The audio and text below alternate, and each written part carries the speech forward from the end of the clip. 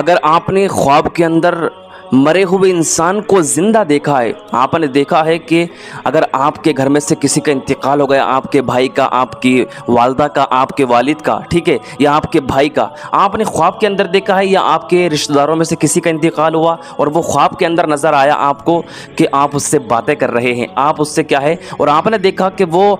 کیا ہے، اچھے لباس میں ہے، خوبصورت لباس میں ہے اور آپ سے اچھی اچھی باتیں کر رہا ہے، ٹھیک ہے، آپ نے اگر ایسا خواب دیکھا ہے، مرے ہوئے انسان کو زندہ دیکھا ہے، تو ایسی صورت میں حضرت علامہ ابن سیرین بیان فرماتے ہیں کہ وہ شخص، اس کی جو موت ہوئی ہے وہ ایمان پر ہوئی ہے اور اللہ کے یہاں وہ کیا ہے، سلامتی کے ساتھ ہے، اس کا کیا ہے، خاتمہ اچھا ہوا ہے اور وہ اللہ کے یہاں خوشحال ہے، ٹھیک ہے، وہ اللہ کے یہاں بالکل کیا ہے، اس کی مغفرت ہو گئی ہے۔ اگر آپ نے خواب کے اندر اپنے مرحومین کو ایسا دیکھا ہے، ٹھیک ہے پیارے اسلامی بھائیوں، اگر آپ نے اپنے مرحومین کو، مرے ہوئے انسان کو زندہ ایسی حالت میں دیکھا ہے، وہ پریشان ہے،